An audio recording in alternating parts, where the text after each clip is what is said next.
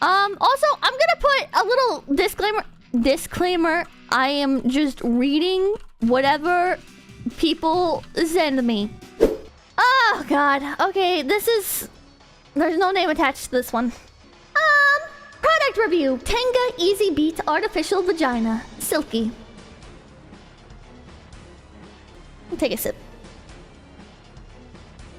The fuck sleeve came in the mail on a Tuesday. Just like a real woman, it took forever to come, he thought. There's a joke you'll never be able to tell in public. As promised, it was in discreet packaging, a surprisingly small box. Within this was a plastic egg that contained the fuck sleeve. While small, it could be stretched, per the pamphlet, to accommodate any size penis. There were also hints on how to maximize sensation on the glands and the frenulum. Some artists had been paid to draw a hand in various positions, stretching this piece of silicone over a healthy-sized member. It's a living. Inside the thing's orifice was a single packet of lube, but he opted for Curel Intensive Care instead. Saved the special stuff for a rainy day. I'll spare you the details. It was the first one he'd ever used, and he came almost instantly. Grudgingly pulling the device off of him and spraying it into the sink to avoid a long cleaning process. I'm gonna be sick. Just like a real woman, it makes you nut too fast, he thought. Just like a real woman, it makes you pull out. He bought the cheapest one that got good reviews. Miserly. He hadn't read the fine print that it was so cheap and came with a packet of lube because it was intended for single use. At the bottom of the directions pamphlet were the words, after pleasuring, discard. Try more of our 8 different textures. After about the 5th time, it began to get grippy and loose, and no longer excited him. He had one last hurrah with the single-use dedicated lube packet, which made his penis smell like almonds. He emptied his seed in it, imagined he was launching an unwanted baby into fertile young loins. He then threw it out with the trash on top of some coffee grounds. A few weeks later, he was making chicken. He often cooked for dates, but this was a special dish he only made alone. A Vaughn's family pack of 99 cents per pound chicken parts baked in Kraft barbecue sauce. His mother had always made it on his birthday, and now he would make it after a rough day at work. He would have been embarrassed if anyone saw. He liked people to think he was the type of person who seared locally caught fish with fresh rosemary. Then the doorbell rang. It was the Tenga Easy Beat Artificial Vagina Silky. She was crying. I'm sorry, she said. I just had a really bad date. I was in the neighborhood. I had to get away from them. I'm sorry. I should have called, but can I come in? Sure, he said. He didn't know what else to say. He'd been drinking wine. He was not prepared for his artificial vagina to come to life and stop by for dinner. Thank you. It was raining outside. She was shivering a little. What are you making?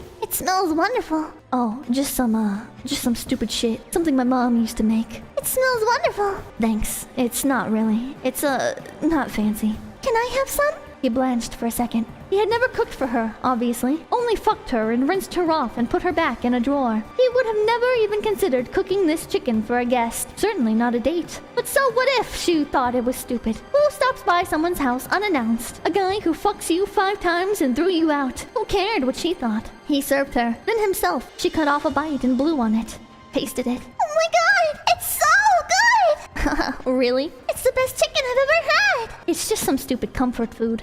My mom used to make it for my birthday. Well, your mother was wonderful. They ate and listened to the rain. She finished her plate and asked for more. Girls never did that. Listen, she said. I know this is imposing, but can I stay here for tonight? I have a movie in my bag. I'll stay out of your hair. I took the bus to my date and it's raining and I don't want to be alone. It was out of nowhere, but he didn't really know how to say no. The movie was Andrei Rublev by Tarkovsky, an epic about medieval Russia.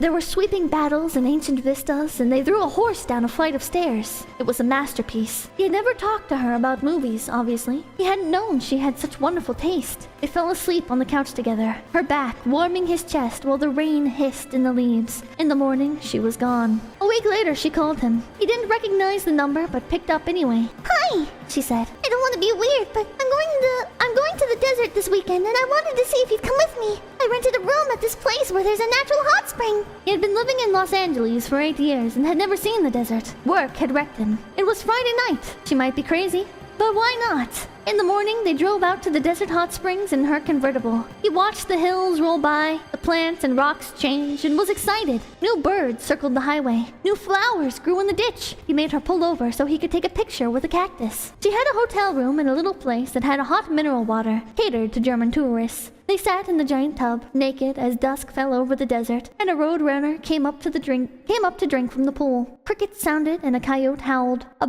wind blew in from the mountains and shook a wall of bamboo bamboo behind them. He was the happiest he'd ever been in his life. They stayed together for a year. He did not remove his OkCupid profile, and he did not list himself as being in a relationship with his former artificial vagina on Facebook. He did not introduce her to his friends, but she came over 3 nights a week or during the day when her air conditioning broke, and they laid around watching movies and drinking wine and talking. They camped in the mountains, cataloging the national forest 24 different kinds of rodents. They didn't fuck anymore. He cared about her too much. You have to want to hurt somebody to fuck them. They tried a few times, and he would look her in the eyes and it would make him laugh. Oh my god, I need a drink. Okay. Bro had a Gosling moment for his Tenga. In the spring, she had a doctor's appointment. She called him after, crying. Said she needed to come over. She had cancer, she said. There were going to be treatments, but she probably wasn't going to make it. We are going to beat this, he said. You are going to beat this. No, I'm not. And I need you to do something for me. She had no one, no family. If I get to the point where I might live, but wouldn't be me anymore, she said, I need you to have them pull the plug. He didn't know how he would ever do it, but how could he say no? He would drive her to chemo, to radiation. She would tell him stories in the car about her childhood, things she'd never told anybody, but had to tell someone. Otherwise, it would be like they never happened.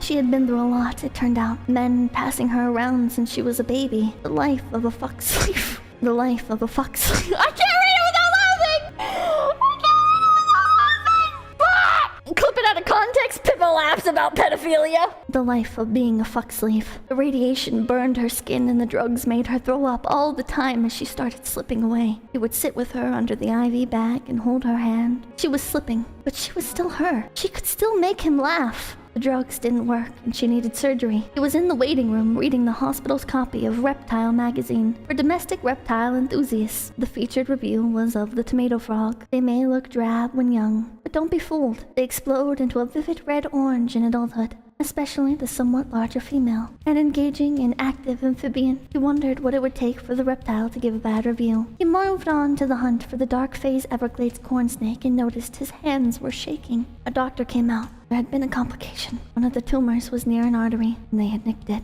She was on blood thinners and was bleeding out. She might never wake up. If she did, her brain had been deprived of oxygen. She would not be herself. I understand that her wish was not to be resuscitated. We have some papers you'll need to sign. They let him hold her hand while she died, with that stupid machine beeping like on TV. She had been sick for a long time, skinny and gray with sunken eyes and no eyebrows, and most days she could barely talk. But that wasn't how he remembered her. Driving home and trying not to break down and cry in traffic. He remembered the desert, the hot spring, kissing her in the warm water, the wind whipping the bamboo back and forth. It would hurt him forever, the way she left him, but he wouldn't trade it for the world. In conclusion, 5 stars.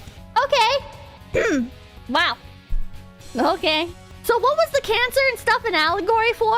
What the fuck? Now I'm sad. It's a Tenga, chat! It's a Tenga! It's a cock slave! Trendy thing for the $5. Take it, chat! Ooh!